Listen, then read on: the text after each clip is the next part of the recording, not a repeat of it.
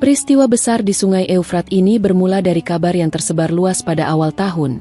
Air sungai surut hingga memperlihatkan endapan emas dalam jumlah yang diyakini mencapai jutaan ton. Berita itu pertama kali muncul melalui rekaman amatir warga setempat yang memperlihatkan kilauan logam kuning di dasar sungai. Dalam hitungan hari, video tersebut menyebar ke media sosial, memicu arus massa yang datang dari berbagai wilayah, bahkan lintas negara, menuju lokasi. Sungai Eufrat mengalir melintasi Turki, Suriah, dan Irak, dengan panjang sekitar 2.800 km. Lokasi konflik terkini terjadi di sektor perbatasan Suriah-Irak, wilayah yang sudah lama rawan karena sisa-sisa ketegangan perang sipil dan keberadaan kelompok bersenjata. Kondisi keamanan yang rapuh membuat kabar emas Eufrat langsung berubah menjadi titik ledakan konflik. Awalnya, masyarakat lokal hanya ingin memungut butiran emas yang terlihat. Namun, dalam waktu singkat, kelompok bersenjata ikut turun tangan. Mereka memasang barikade dan mengklaim wilayah tertentu sebagai area pengelolaan mereka. Hal ini memicu bentrokan antara warga sipil dan kelompok bersenjata, lalu berkembang menjadi pertempuran antar kelompok bersenjata itu sendiri. Menurut laporan media setempat, ratusan orang tewas dalam minggu pertama bentrokan. Rumah sakit darurat didirikan di dekat perbatasan, tetapi fasilitas medis kewalahan. Banyak korban adalah warga sipil yang hanya ikut mencari emas tanpa terlibat dalam perebutan bersenjata. Pemerintah Irak dan Suriah saling menuduh pihak lain lalai mengendalikan situasi. Sementara itu, aparat keamanan di lapangan lebih sibuk menjaga wilayah masing-masing ketimbang menghentikan pertempuran. Organisasi kemanusiaan internasional seperti International Committee of the Red Cross mengonfirmasi bahwa mereka kesulitan menyalurkan bantuan karena akses ke lokasi dipenuhi pos pemeriksaan ilegal. Di tengah kekacauan ini, sebagian umat Muslim mengingat sabda Nabi Muhammad yang diriwayatkan oleh Imam Bukhari dan Muslim. Hampir-hampir Sungai Eufrat menyingkapkan harta karun berupa gunung emas. Maka, barang siapa yang hadir di sana, janganlah ia mengambil sedikit pun darinya. Bukhari No. 7119, Muslim No. 2894. Hadis ini sering dibahas dalam kajian akhir zaman, dan banyak yang mengaitkannya langsung dengan peristiwa yang sedang terjadi. Mereka berpendapat, surutnya Eufrat hingga terlihat emas adalah tanda besar yang sudah diisyaratkan sejak 14 abad lalu. Hal ini menimbulkan dua reaksi, sebagian menjadi takut dan memilih menjauh. Sebagian lain justru semakin terdorong untuk datang demi kesempatan emas. Konflik ini tidak berdiri sendiri. Latar belakang sosial ekonomi masyarakat di sekitar Eufrat sudah rapuh akibat perang, kemiskinan, dan ketidakstabilan politik. Saat emas muncul, ia menjadi pemicu ledakan dari ketegangan yang sudah lama menumpuk. Alih-alih menjadi peluang ekonomi yang terkelola, fenomena ini berubah menjadi ajang perebutan penuh kekerasan. Laporan saksi mata menyebutkan bahwa bentrokan terjadi tidak hanya di tepian sungai, tetapi juga di jalur transportasi menuju lokasi. Kendaraan yang membawa penambang ilegal sering diserang oleh kelompok lain. Di beberapa titik, harga senjata api di pasar gelap naik 3 kali lipat hanya dalam 2 minggu. Situasi ini juga memicu keterlibatan pihak luar. Beberapa kelompok asing dikabarkan menyusup untuk mengamankan pasokan emas bagi kepentingan mereka sendiri. Hal ini membuat konflik semakin sulit diatasi karena campur tangan lintas negara menambah lapisan baru persaingan. Salah satu hal yang membuat konflik semakin panas adalah absennya otoritas tunggal yang mampu mengendalikan wilayah Eufrat bagian tengah. Pemerintah pusat di Baghdad dan Damaskus sama-sama mengklaim yurisdiksi, tetapi di lapangan, kontrol justru dipegang oleh milisi lokal. Inilah yang membuat negosiasi gencatan senjata sulit dilakukan. Ketika konflik masuk minggu keempat, jumlah pengungsi dilaporkan mencapai puluhan ribu. Banyak yang melarikan diri ke wilayah Kurdistan Irak atau menuju kamp pengungsian di perbatasan Turki. Namun, jalur evakuasi sering terhenti karena blokade kelompok bersenjata yang memanfaatkan warga sipil sebagai tameng. Bagi sebagian pengamat, ini bukan sekadar perebutan sumber daya. Mereka melihatnya sebagai contoh nyata dari sabda Nabi yang memperingatkan manusia agar tidak tergoda oleh harta yang membawa bencana. Ironisnya, larangan itu justru diabaikan, Dan kini Sungai Eufrat menjadi pusat perhatian dunia, bukan karena sejarah peradabannya, tetapi karena darah yang tertumpah di tepiannya. Peristiwa ini membuka pintu pembahasan yang lebih luas. Apakah benar ini merupakan salah satu tanda besar kiamat yang telah disebutkan Rasulullah? Apa makna hadis tersebut jika dikaitkan dengan kondisi geopolitik saat ini? Pertanyaan-pertanyaan ini akan menjadi fokus pembahasan pada bab selanjutnya. Peristiwa surutnya Sungai Eufrat hingga menampakkan endapan emas mengingatkan banyak orang pada salah satu nubuah Rasulullah yang diriwayatkan dalam hadis sahih. Dalam riwayat Imam Bukhari No. 7119 dan Muslim No. 2894 disebutkan bahwa Nabi bersabda, "Hampir-hampir Sungai Eufrat menyingkapkan harta karun berupa gunung emas. Maka barang siapa yang hadir di sana, janganlah ia mengambil sedikit pun darinya." Dalam riwayat Muslim terdapat tambahan, maka akan terjadi pembunuhan besar-besaran, dan dari setiap 100 orang, 99 akan terbunuh. Setiap orang di antara mereka berkata, "Mungkin aku yang akan selamat." Hadis ini menjadi salah satu bagian dari tanda-tanda kiamat yang disebut sebagai alamat al-Sa'ah al-Kubra atau tanda-tanda besar. Para ulama menafsirkan bahwa munculnya emas di Eufrat adalah fenomena yang akan memicu perebutan besar, bahkan peperangan, karena manusia terdorong oleh keserakahan. Fenomena ini sering dibahas bersama tanda-tanda lain seperti keluarnya Dajjal, turunnya Nabi Isa, alaihi salam, atau keluarnya Yajuj dan Majuj.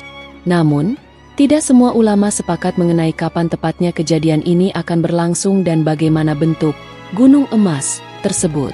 Sebagian berpendapat bahwa maksudnya adalah emas murni yang secara fisik muncul di dasar sungai, sementara yang lain menafsirkannya sebagai simbol kekayaan besar seperti minyak atau sumber daya lain yang nilainya setara emas.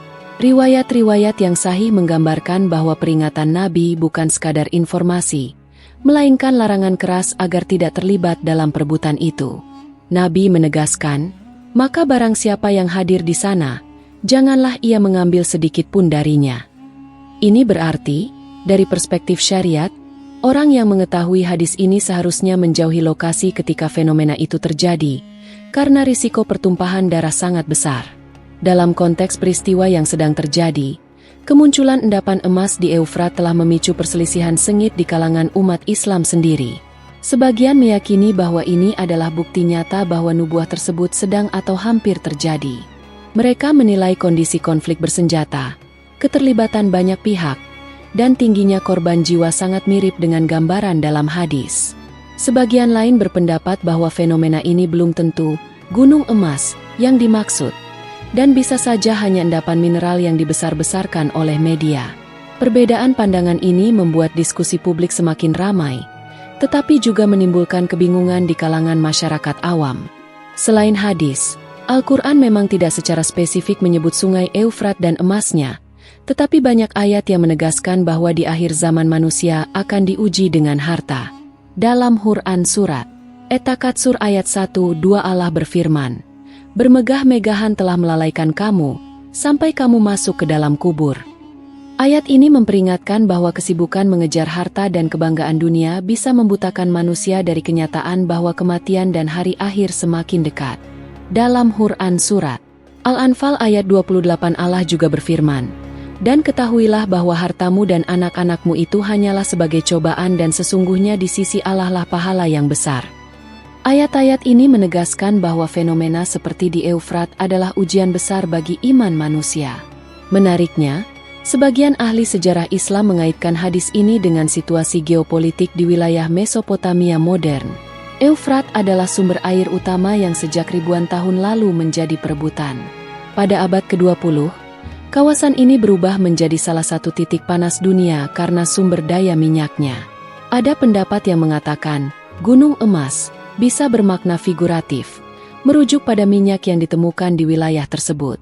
Namun, tafsir literal tetap dominan di kalangan banyak ulama karena Nabi secara jelas menyebut kata zahab, emas, dalam hadis. Bagi mereka yang meyakini tafsir literal, situasi sekarang merupakan peringatan keras untuk menjauhi konflik ini. Tetapi realitanya, godaan emas sangat sulit ditolak, terlebih oleh masyarakat yang telah lama hidup dalam kemiskinan dan ketidakpastian. Hal ini menjelaskan mengapa meskipun ada orang yang sadar hadis tersebut, mereka tetap terjun ke lokasi demi harapan mendapatkan kekayaan instan. Diskusi mengenai hadis ini membawa kita pada dilema moral. Apakah fenomena di Eufrat saat ini adalah tanda besar kiamat yang sudah dimulai, atau hanya peristiwa alam biasa yang kebetulan terjadi di lokasi yang disebutkan dalam hadis? Jawaban pasti mungkin tidak akan diketahui hingga rangkaian peristiwa lainnya terjadi. Namun, satu hal yang jelas adalah bahwa fenomena ini sudah memicu perpecahan, kekerasan, dan hilangnya nyawa, persis seperti yang diperingatkan Rasulullah. Bab berikutnya akan membawa kita menelusuri sejarah panjang Sungai Eufrat untuk memahami mengapa tempat ini begitu penting dan selalu menjadi pusat perebutan sepanjang zaman. Sungai Eufrat adalah salah satu sungai terpenting dalam sejarah peradaban manusia. Mengalir dari pegunungan Anatolia di Turki, menembus Suriah, dan berakhir di Irak sebelum bergabung dengan Sungai Tigris menuju Teluk Persia, Eufrat memiliki panjang sekitar 2.800 km.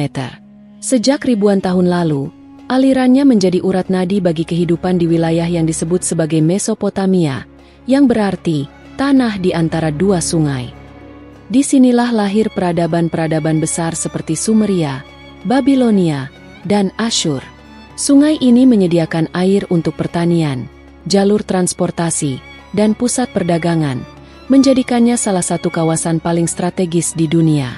Sekitar 4.000 tahun yang lalu, Kerajaan Babilonia membangun sistem irigasi kompleks di sepanjang Eufrat, memungkinkan produksi pangan yang melimpah dan mendukung pertumbuhan kota-kota besar.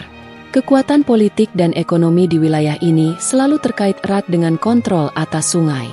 Inilah sebabnya sejak dahulu, Eufrat menjadi titik konflik antara kekuatan besar, baik di tingkat lokal maupun internasional.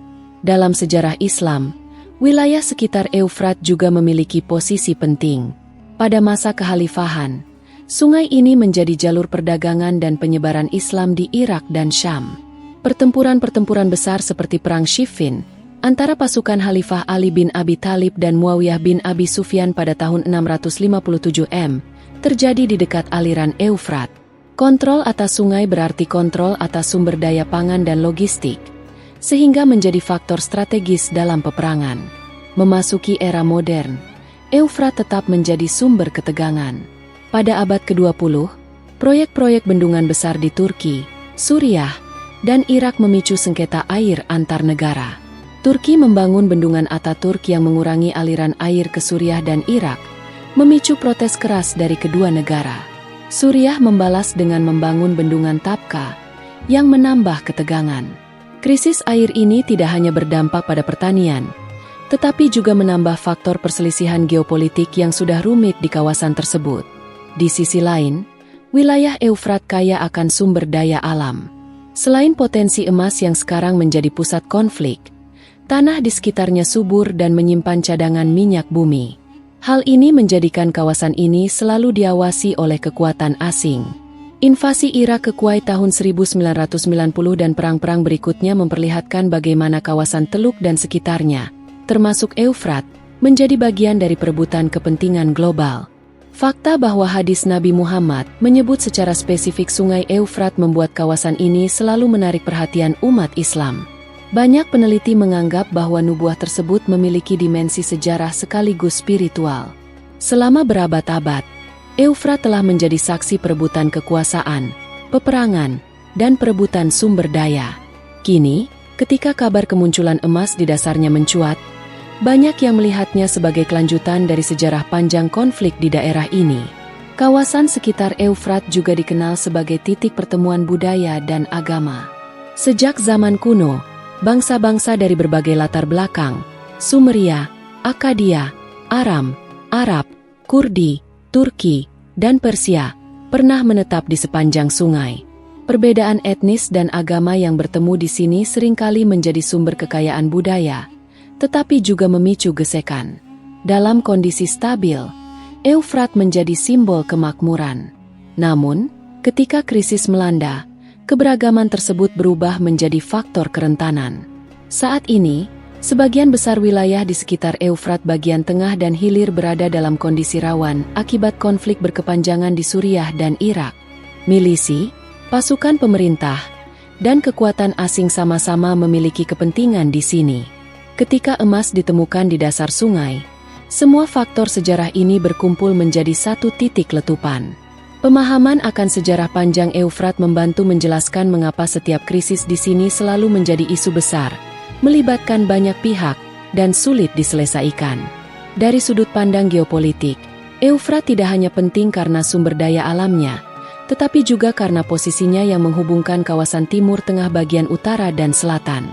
Jalur sungai ini menghubungkan rute perdagangan darat dan laut, sehingga setiap pihak yang menguasainya memiliki keuntungan strategis yang signifikan. Inilah yang membuat perebutan emas di Eufrat saat ini tidak hanya dilihat sebagai fenomena lokal, tetapi sebagai isu yang bisa mempengaruhi stabilitas regional. Memahami sejarah Eufrat menjadi kunci untuk mengerti mengapa peristiwa sekarang memicu respons global yang cepat. Bab berikutnya akan membahas dampak sosial dari konflik perebutan emas ini, terutama bagaimana masyarakat di sepanjang Eufrat terpecah dan terjerumus dalam kekerasan yang semakin sulit dikendalikan. Konflik perebutan emas di Sungai Eufrat telah menimbulkan dampak sosial yang luas dan kompleks. Masyarakat yang sebelumnya hidup berdampingan dalam suasana saling bergantung kini terbelah menjadi kelompok-kelompok yang saling curiga dan bermusuhan. Di desa-desa sekitar lokasi konflik, ikatan sosial yang telah terjalin selama puluhan tahun runtuh hanya dalam hitungan minggu. Keluarga yang memiliki pandangan berbeda soal keterlibatan dalam perebutan emas seringkali pecah, bahkan sampai terjadi perkelahian di antara kerabat sendiri. Faktor ekonomi menjadi pemicu utama. Sebagian melihat emas sebagai peluang keluar dari kemiskinan, sementara sebagian lain menganggapnya sebagai fitnah besar yang harus dihindari. Gelombang pengungsian menjadi pemandangan sehari-hari di wilayah ini. Data dari organisasi kemanusiaan lokal menunjukkan bahwa dalam 1 bulan pertama konflik, puluhan ribu orang meninggalkan rumah mereka untuk mencari tempat aman. Jalur evakuasi seringkali terputus karena adanya blokade milisi atau baku tembak di sepanjang rute. Banyak keluarga terpaksa berjalan kaki puluhan kilometer dengan membawa barang seadanya. Kamp pengungsian di perbatasan Irak, Suriah, dan wilayah Kurdistan penuh sesak, fasilitas minim, dan sanitasi buruk. Penyakit menular mulai menyebar, terutama di antara anak-anak. Dampak psikologis tidak kalah berat. Warga yang selamat dari bentrokan menceritakan bagaimana mereka menyaksikan kerabat atau tetangga tewas di depan mata. Anak-anak yang tumbuh di wilayah ini kini terbiasa dengan suara tembakan dan ledakan. Psikolog yang bekerja di kamp pengungsian melaporkan banyak kasus trauma mendalam yang memerlukan penanganan jangka panjang. Namun, sumber daya untuk rehabilitasi mental hampir tidak tersedia karena fokus bantuan lebih banyak diarahkan pada kebutuhan darurat seperti makanan dan obat-obatan. Kondisi keamanan yang memburuk juga menghancurkan roda ekonomi lokal. Pasar-pasar yang biasanya ramai kini sepi. Petani meninggalkan lahan mereka karena takut menjadi korban penculikan atau penjarahan. Jalur distribusi bahan pangan terganggu, menyebabkan harga kebutuhan pokok melonjak tajam. Dalam beberapa kasus, kelompok bersenjata memanfaatkan kelangkaan ini untuk mengendalikan pasokan dan mendapatkan dukungan dari masyarakat dengan imbalan kesetiaan. Konflik ini juga memunculkan fenomena kriminalitas baru. Perdagangan senjata ilegal meningkat drastis, dan pasar gelap emas berkembang pesat.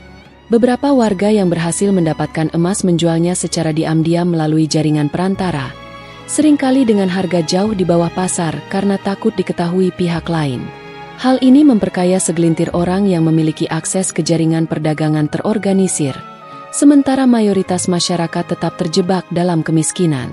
Perpecahan sosial semakin tajam karena informasi yang beredar di media sosial seringkali tidak akurat. Berita bohong dan propaganda digunakan oleh pihak-pihak tertentu untuk memicu kebencian atau menghasut kelompok tertentu agar ikut bertempur.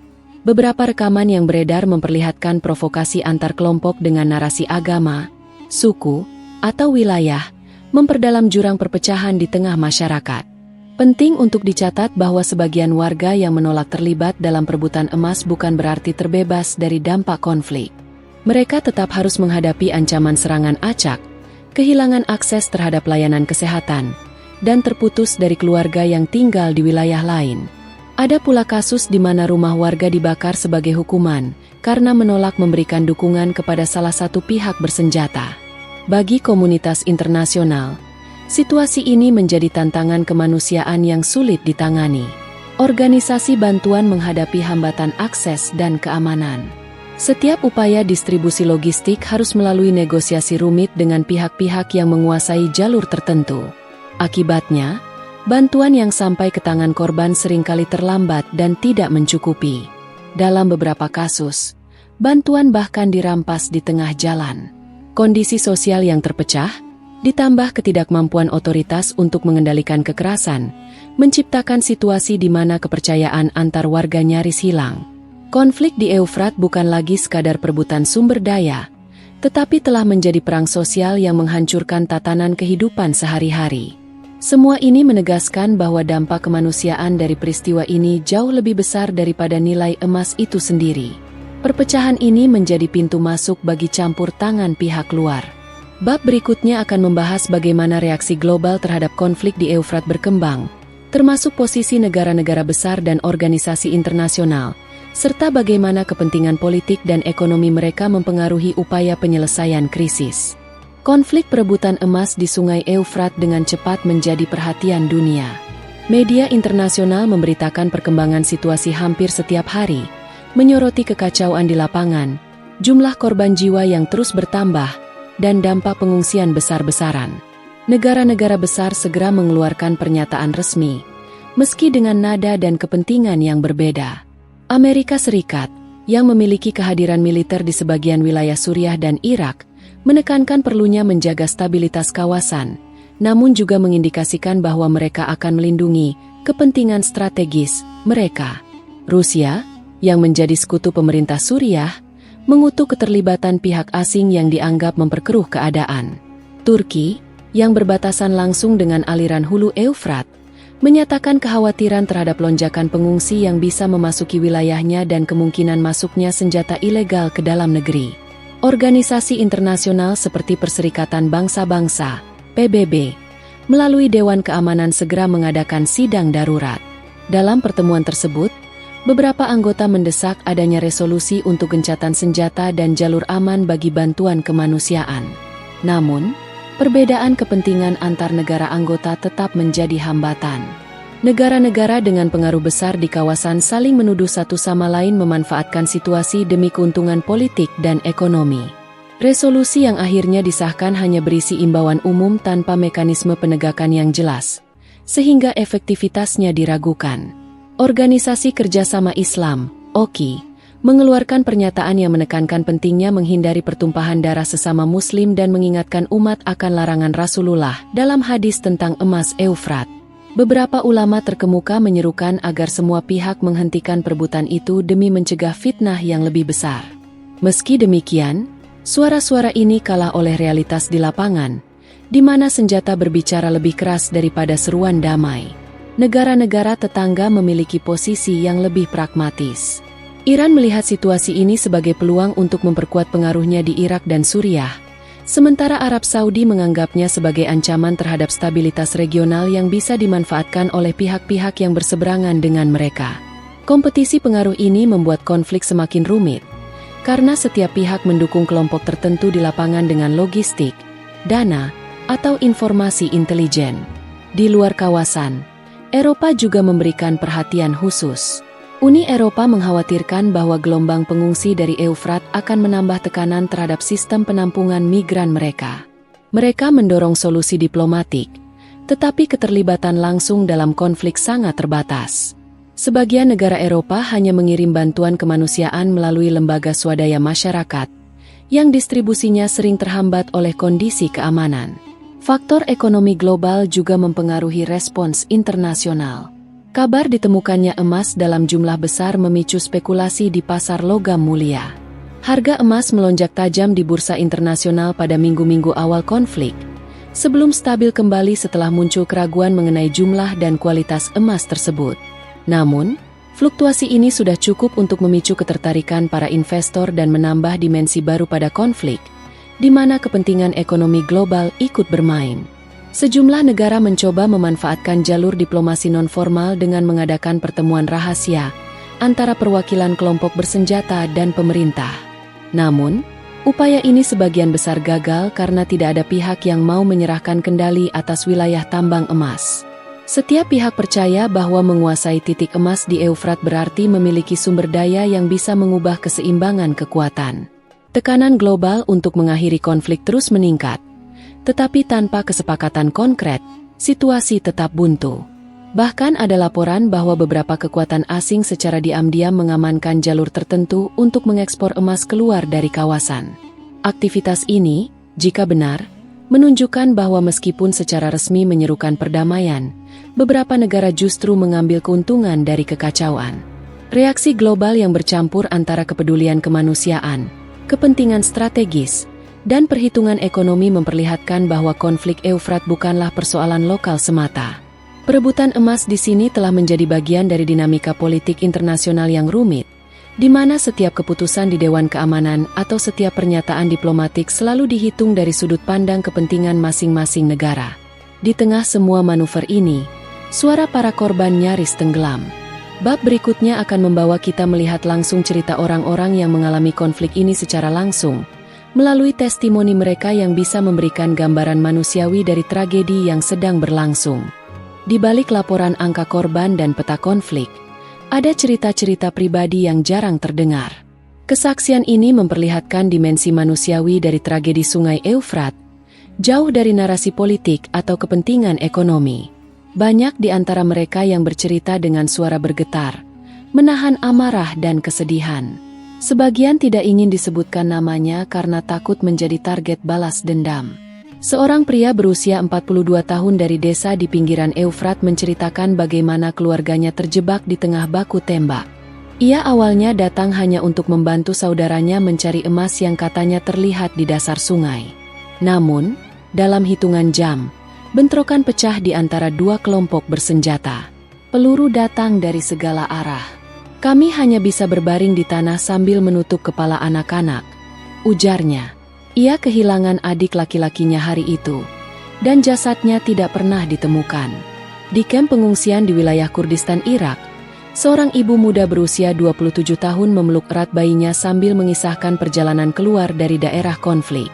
Ia berjalan kaki selama 2 hari melewati ladang-ladang kosong untuk menghindari pos pemeriksaan milisi. Saya tidak tahu apa yang terjadi dengan rumah kami. Yang saya tahu, saya harus membawa anak saya keluar sebelum dia ikut menjadi korban. Ia mengaku tidak pernah peduli soal emas, tetapi konflik membuatnya kehilangan segalanya. Rumah, keluarga besar, dan mata pencaharian. Ada pula kesaksian dari seorang remaja laki-laki berusia 16 tahun yang kehilangan kedua orang tuanya dalam serangan malam. Ia mengatakan bahwa keluarganya awalnya menolak terlibat dalam perebutan emas. Tetapi rumah mereka diserang karena dianggap menyembunyikan orang-orang dari kelompok bersenjata lawan. Saya hanya mendengar teriakan, lalu suara tembakan. Setelah itu, saya lari tanpa menoleh. Remaja itu kini tinggal bersama kerabat jauh. Tetapi ia mengaku sulit tidur dan sering terbangun karena mimpi buruk. Seorang saksi mata yang bekerja sebagai relawan medis menggambarkan situasi di lapangan lebih seperti medan perang terbuka daripada lokasi penambangan. Ia mengatakan bahwa sebagian besar korban yang ia tangani terkena tembakan jarak dekat, bukan akibat benturan atau kecelakaan kerja. Ini bukan sekadar orang berebut emas. Ini sudah menjadi konflik bersenjata penuh yang tidak lagi terkendali, katanya. Ia menambahkan bahwa beberapa pasien yang selamat mengalami luka parah dan kemungkinan tidak akan pernah pulih sepenuhnya. Di sisi lain, ada cerita dari mereka yang tetap bertahan di lokasi. Seorang pria Parubaya mengaku telah mendapatkan beberapa gram emas dan berhasil menjualnya melalui jalur pasar gelap. Ia sadar akan hadis Nabi yang melarang mengambil emas dari Eufrat, tetapi beralasan bahwa kondisi keluarganya yang miskin memaksanya mengambil risiko. Kalau saya tidak ambil, orang lain yang akan ambil. Setidaknya saya bisa memberi makan anak-anak saya, ucapnya. Pandangan seperti ini cukup umum di antara mereka yang masih berada di tepi sungai, mencerminkan dilema moral yang dihadapi warga. Kisah lain datang dari seorang pengungsi tua yang mengingat peristiwa ini sebagai yang terburuk dalam hidupnya. Ia pernah mengalami perang pada dekade sebelumnya, tetapi menurutnya konflik perebutan emas jauh lebih kejam karena melibatkan orang-orang yang sebelumnya adalah tetangga atau kerabat. Dulu kami berperang melawan musuh yang jelas. Sekarang, kami membunuh satu sama lain, katanya dengan nada getir. Testimoni-testimoni ini memperlihatkan bahwa di balik angka statistik, konflik ini adalah tragedi pribadi bagi puluhan ribu orang. Kehilangan, trauma, dan keterasingan menjadi kenyataan sehari-hari bagi mereka. Peristiwa di Eufrat bukan hanya merenggut nyawa, tetapi juga memutus hubungan sosial, menghancurkan kepercayaan, dan meninggalkan luka yang sulit disembuhkan. Cerita-cerita ini juga mengungkap bahwa motivasi orang untuk terlibat dalam konflik sangat bervariasi. Ada yang murni karena ingin bertahan hidup, ada yang terdorong oleh keserakahan, dan ada yang hanya menjadi korban situasi. Semua ini menambah kompleksitas masalah, membuat penyelesaiannya jauh lebih sulit daripada sekadar mengamankan wilayah atau menutup akses ke sungai. Setelah memahami suara korban di lapangan, penting untuk melihat bagaimana perebutan emas ini mempengaruhi perekonomian, baik di tingkat lokal maupun global. Bab berikutnya akan membahas dampak ekonomi dari konflik Eufrat, termasuk perubahan harga emas, hancurnya mata pencaharian warga, dan peran pasar gelap yang berkembang pesat. Konflik perebutan emas di Sungai Eufrat telah mengubah kondisi ekonomi di kawasan dengan cepat dan drastis. Sebelum kabar penemuan emas tersebar, perekonomian lokal di daerah sekitar sungai bergantung pada pertanian, perikanan, dan perdagangan kecil antar desa. Namun, ketika emas mulai menjadi pusat perhatian, seluruh struktur ekonomi setempat beralih fokus. Banyak petani meninggalkan lahan mereka untuk ikut mencari emas. Pedagang menutup toko untuk terjun ke lokasi, dan nelayan mengubah perahu mereka menjadi sarana pengangkut penambang atau barang. Aktivitas ekonomi tradisional berhenti, menciptakan kekosongan suplai pangan dan barang kebutuhan dasar di pasar. Dalam hitungan minggu, harga kebutuhan pokok melonjak tajam. Beras, tepung, dan minyak goreng menjadi barang langka. Di beberapa desa, harga bahan makanan naik hingga 3 kali lipat karena distribusi terganggu oleh blokade kelompok bersenjata. Situasi ini memicu praktik penimbunan barang oleh segelintir pedagang yang memiliki akses khusus ke jalur pasokan. Mereka menjual kembali dengan harga tinggi, memperburuk kesulitan warga yang tidak ikut berburu emas. Pasar gelap emas berkembang pesat. Emas yang ditemukan warga dijual kepada perantara dengan harga jauh di bawah nilai pasar internasional. Perantara ini kemudian menyelundupkan emas keluar wilayah konflik melalui jalur-jalur ilegal yang melibatkan jaringan lintas negara. Keuntungan terbesar jatuh ke tangan para pengendali jaringan ini, sementara penambang lokal hanya menerima sebagian kecil dari nilai sebenarnya. Beberapa laporan menyebutkan bahwa emas dari Eufrat telah muncul di pasar perhiasan di kota-kota besar di Timur Tengah, bahkan sampai ke Asia dan Eropa, meskipun sulit dibuktikan secara resmi. Kondisi ini memunculkan dampak ekonomi yang lebih luas di tingkat global. Kabar tentang gunung emas di Eufrat memicu spekulasi di bursa logam mulia. Pada minggu pertama setelah berita tersebut mencuat, harga emas dunia naik tajam karena pasar bereaksi terhadap potensi pasokan besar yang bisa memengaruhi nilai komoditas ini. Namun, ketika situasi di lapangan terbukti tidak terkendali dan distribusi emas tidak jelas, harga kembali stabil, meskipun tetap berada di atas rata-rata sebelumnya karena ketidakpastian politik di kawasan. Bagi perekonomian regional, konflik ini berarti kehilangan sumber pendapatan yang penting. Wilayah yang dulunya menghasilkan hasil pertanian dalam jumlah besar kini tidak lagi berfungsi. Nilai ekspor pertanian turun, dan banyak keluarga kehilangan satu-satunya sumber nafkah. Ketergantungan pada bantuan kemanusiaan meningkat tajam, tetapi bantuan itu sendiri sulit disalurkan karena jalur distribusi dikuasai oleh kelompok bersenjata. Efek lain yang jarang dibicarakan adalah meningkatnya biaya keamanan. Pemerintah lokal maupun pihak-pihak yang terlibat harus mengeluarkan sumber daya besar untuk melindungi wilayah yang mereka kuasai. Anggaran yang seharusnya digunakan untuk pembangunan atau perbaikan infrastruktur kini dialihkan untuk pembelian senjata, amunisi, dan logistik militer. Hal ini memperpanjang siklus konflik karena setiap pihak semakin terikat pada kekuatan bersenjata sebagai alat mempertahankan kepentingan ekonomi mereka. Selain itu, ketidakstabilan ekonomi membuka ruang bagi pihak asing untuk masuk dengan tawaran bantuan yang disertai kepentingan politik. Beberapa negara menawarkan dana dan peralatan untuk membantu pengelolaan sumber daya, tetapi dengan syarat mendapatkan hak eksplorasi atau konsesi dagang. Dalam praktiknya, Ini sering berarti pengambil alihan kendali atas emas oleh pihak luar, meninggalkan warga lokal sebagai penonton di tanah mereka sendiri. Di tingkat mikro, masyarakat mengalami perubahan perilaku konsumsi. Mereka yang berhasil mendapatkan emas cenderung menggunakannya untuk pembelian barang-barang mewah atau kebutuhan jangka pendek, bukan investasi atau pembangunan usaha. Fenomena ini seringkali terjadi di wilayah konflik, di mana ketidakpastian masa depan membuat orang memilih menghabiskan harta yang diperoleh dengan cepat daripada merencanakannya untuk jangka panjang.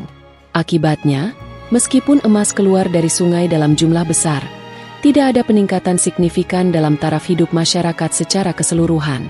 Konflik ini juga memengaruhi nilai mata uang lokal. Ketidakpastian politik dan ekonomi menyebabkan penurunan nilai tukar di pasar gelap, terutama di daerah perbatasan yang terlibat langsung dalam perdagangan emas ilegal. Hal ini membuat harga barang impor semakin mahal, menambah beban warga yang sudah kesulitan mendapatkan kebutuhan dasar. Secara keseluruhan, perebutan emas di Eufrat telah merusak fondasi ekonomi lokal, menciptakan ketergantungan pada pasar gelap, dan membuka peluang bagi campur tangan asing. Dampak ini kemungkinan akan terus terasa bahkan setelah konflik mereda, karena kerusakan pada struktur ekonomi dan sosial membutuhkan waktu lama untuk pulih. Dengan memahami dimensi ekonomi ini, langkah berikutnya adalah melihat ke depan. Apa yang mungkin terjadi jika konflik terus berlanjut dan bagaimana skenario masa depan wilayah ini? Bab berikutnya akan membahas prediksi perkembangan situasi di Eufrat, termasuk potensi eskalasi dan kemungkinan solusi yang tersedia. Melihat kondisi di Sungai Eufrat saat ini, ada beberapa kemungkinan jalur perkembangan konflik yang dapat terjadi.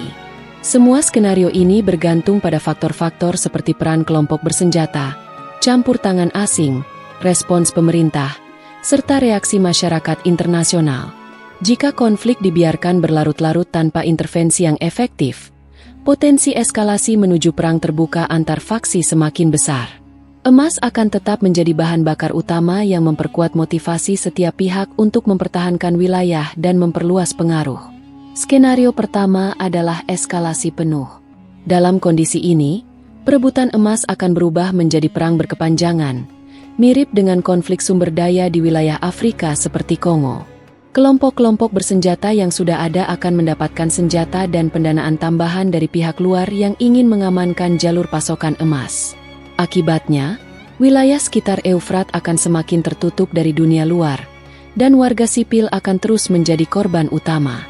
Jika ini terjadi, kemungkinan besar konflik akan meluas ke wilayah tetangga, menciptakan instabilitas regional yang lebih parah. Skenario kedua adalah intervensi terkoordinasi oleh pemerintah lokal dan organisasi internasional. Ini akan memerlukan kombinasi pendekatan keamanan, diplomasi, dan kemanusiaan. Pemerintah dapat memberlakukan zona larangan tambang di sepanjang Eufrat dan mengerahkan pasukan untuk menegakkan hukum. Namun, keberhasilan skenario ini bergantung pada kemampuan mengendalikan kelompok bersenjata yang sudah mengakar kuat. Tanpa negosiasi yang melibatkan semua pihak, upaya ini berisiko hanya menjadi pertempuran baru yang menambah korban. Intervensi juga harus memperhitungkan aspek religius, mengingat hadis Nabi yang melarang pengambilan emas dari Eufrat dan menyebutkan bahwa itu merupakan tanda kiamat. Kesadaran ini dapat digunakan untuk mengurangi keterlibatan warga biasa dalam penambangan ilegal. Skenario ketiga adalah kontrol ekonomi oleh pihak asing. Dalam skema ini, negara atau perusahaan internasional dapat menawarkan bantuan infrastruktur dan keamanan dengan imbalan hak pengelolaan emas. Secara teoritis, ini dapat menstabilkan wilayah dalam jangka pendek, tetapi akan memicu ketergantungan jangka panjang dan potensi eksploitasi.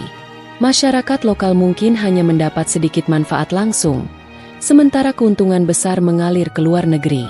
Contoh serupa pernah terjadi di beberapa negara Timur Tengah yang kaya minyak tetapi tetap bergantung pada impor bahan pangan dan teknologi.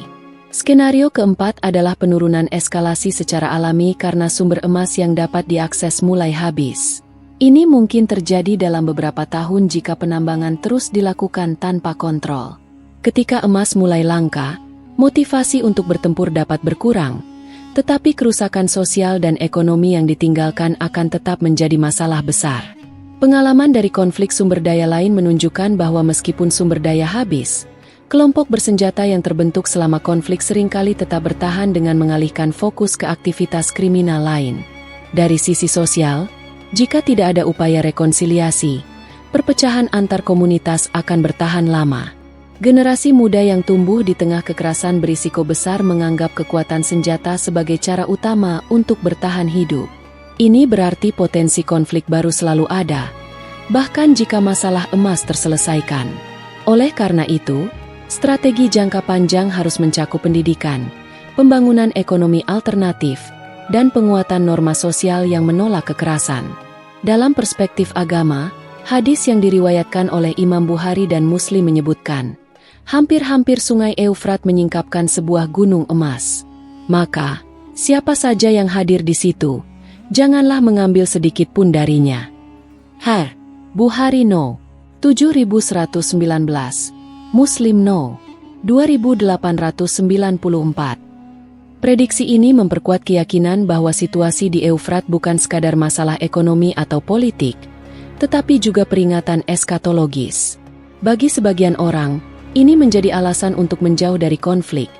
Bagi yang lain, justru menjadi dorongan untuk terlibat, entah karena rasa ingin tahu atau keyakinan bahwa mereka sedang menghadapi takdir. Jika melihat tren global dan pengalaman konflik sumber daya lain, skenario yang paling mungkin adalah gabungan antara eskalasi terbatas dan campur tangan asing. Konflik kemungkinan tidak akan menghilang sepenuhnya, tetapi intensitasnya dapat naik turun tergantung pada nilai emas di pasar internasional dan tekanan dari kekuatan politik besar. Bagi masyarakat sekitar, masa depan akan tetap sulit tanpa perubahan signifikan dalam tata kelola sumber daya dan keamanan. Bab selanjutnya akan membahas bagaimana situasi ini bisa diarahkan menuju perdamaian.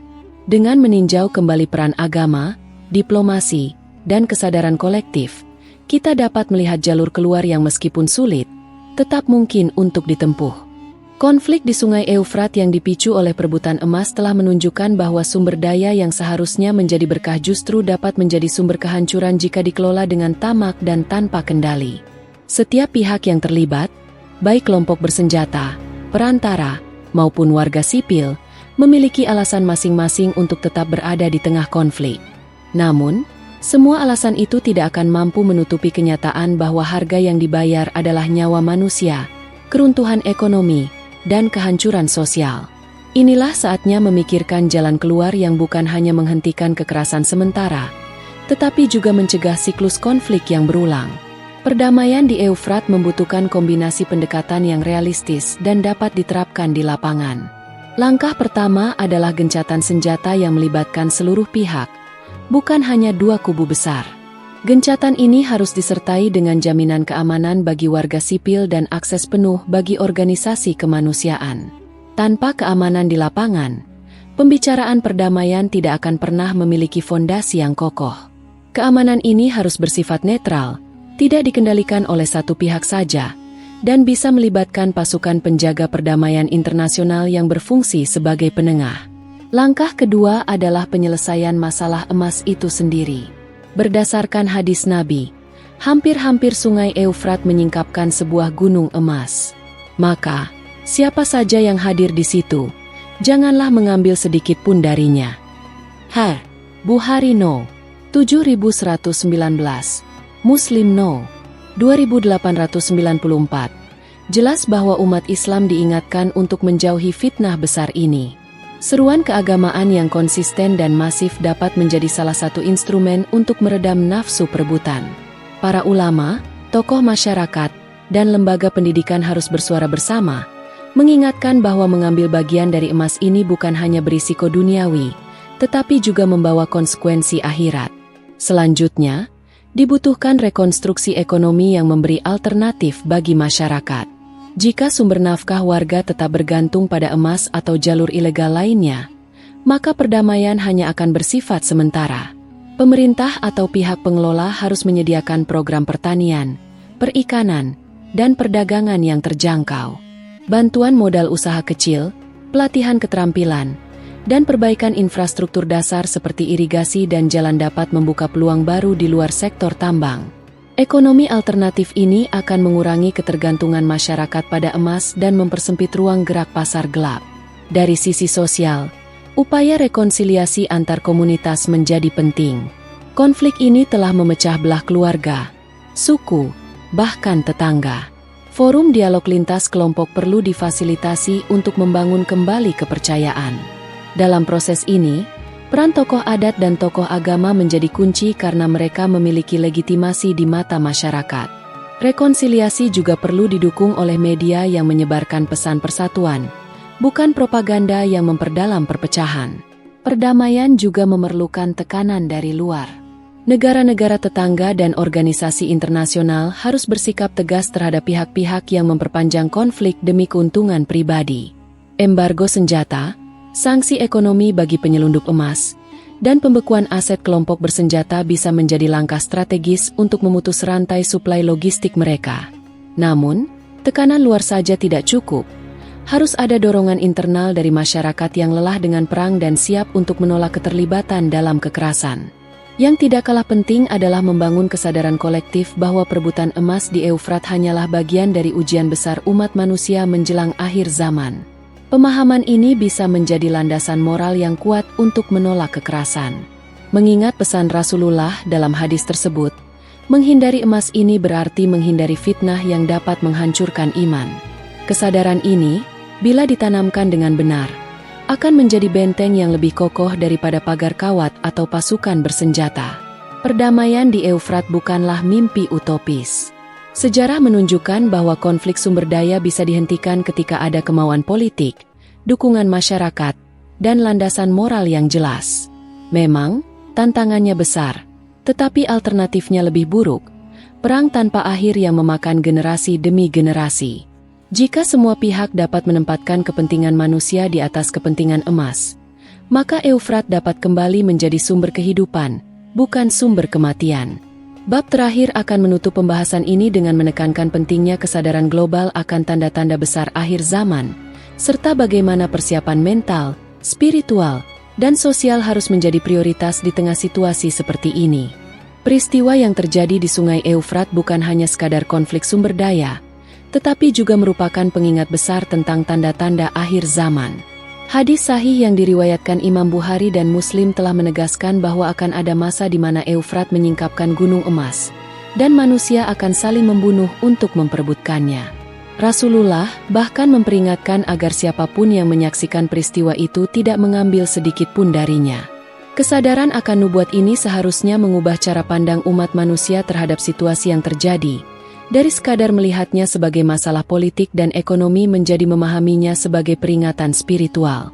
Kesadaran yang dimaksud bukan hanya pemahaman pasif, tetapi kesadaran aktif yang mendorong tindakan. Masyarakat, khususnya umat Islam, perlu menempatkan diri pada posisi yang benar dalam menghadapi fitnah ini. Langkah awalnya adalah memperdalam ilmu agama, memahami konteks hadis-hadis akhir zaman, dan mengaitkannya dengan realitas yang sedang terjadi. Tanpa pengetahuan yang memadai, banyak orang akan terjebak dalam propaganda atau rasa penasaran yang membutakan, sehingga malah ikut menjadi bagian dari konflik. Selain kesadaran agama, dibutuhkan pula kesadaran sosial dan kemanusiaan. Konflik di Eufrat adalah gambaran nyata bagaimana keserakahan dapat menghancurkan struktur sosial dalam waktu singkat. Menyaksikan dampak yang ditimbulkan, keluarga yang tercerai-berai, anak-anak yang kehilangan pendidikan, dan ekonomi yang hancur, harusnya menjadi alarm moral bahwa keuntungan materi sesaat tidak sebanding dengan kerugian yang dihasilkan. Kesadaran ini harus dibangun melalui pendidikan, media yang bertanggung jawab, dan keteladanan tokoh publik. Dari perspektif global, kesadaran akan tanda-tanda kiamat ini dapat menjadi momentum untuk memperkuat solidaritas lintas negara. Eufrat mungkin terletak di Timur Tengah, tetapi dampak konflik yang terjadi dapat merembet ke seluruh dunia, baik dalam bentuk krisis ekonomi, gelombang pengungsi, maupun meningkatnya ketegangan politik. Negara-negara lain tidak boleh memandang masalah ini hanya sebagai konflik lokal yang jauh dari kepentingan mereka. Sebaliknya, mereka perlu memahami bahwa stabilitas di Eufrat adalah bagian dari stabilitas global. Kesadaran juga menyangkut kesiapan mental dan spiritual menghadapi masa-masa sulit. Dalam Al-Quran, Allah berfirman, "Dan peliharalah dirimu dari fitnah yang tidak khusus menimpa orang-orang yang zalim saja di antara kamu. dan ketahuilah bahwa Allah sangat keras siksaannya. Quran Surat Al-Anfal 25. Ayat ini mengingatkan bahwa fitnah, termasuk konflik seperti ini, bisa berdampak pada semua orang tanpa memandang siapa yang memulai. Oleh karena itu, menjaga diri berarti menghindari keterlibatan, baik secara langsung maupun tidak langsung, dan mempersiapkan bekal iman serta amal untuk menghadapi ujian tersebut. Langkah praktis dalam membangun kesadaran ini meliputi memperkuat komunitas dengan nilai-nilai saling tolong-menolong, memperbanyak diskusi tentang tanda-tanda kiamat di forum pendidikan dan keagamaan, serta menumbuhkan sikap kritis terhadap informasi yang beredar. Masyarakat yang memiliki kesadaran tinggi tidak mudah diprovokasi atau dimanipulasi oleh pihak yang ingin memanfaatkan situasi untuk keuntungan pribadi. Kesadaran juga berarti memahami bahwa dunia ini bersifat sementara. Perebutan emas di Eufrat hanyalah satu dari sekian banyak tanda yang telah dijelaskan dalam hadis dan Al-Quran. Dengan menyadari hal ini, manusia diingatkan untuk tidak terlalu terikat pada kepemilikan duniawi yang fana, melainkan memfokuskan perhatian pada amal saleh dan persiapan menghadapi kehidupan setelah mati. Rasulullah bersabda, "Jadilah engkau di dunia ini seakan-akan orang asing atau pengembara." Bukhari No. 6416. Sikap ini dapat menjadi perisai dari godaan harta yang memicu fitnah. Akhirnya, kesadaran yang dibangun harus bersifat menyeluruh, menyentuh hati, pikiran, dan tindakan. Kesadaran tanpa tindakan hanya akan menjadi wacana, sementara tindakan tanpa kesadaran berisiko salah arah. Menghadapi peristiwa di Eufrat, umat manusia diingatkan untuk bersatu, menghindari fitnah, dan membangun masa depan yang lebih damai, sambil tetap waspada terhadap tanda-tanda lain yang mungkin muncul. Dengan begitu, konflik ini tidak hanya menjadi sejarah kelam, tetapi juga pelajaran berharga untuk generasi yang akan datang.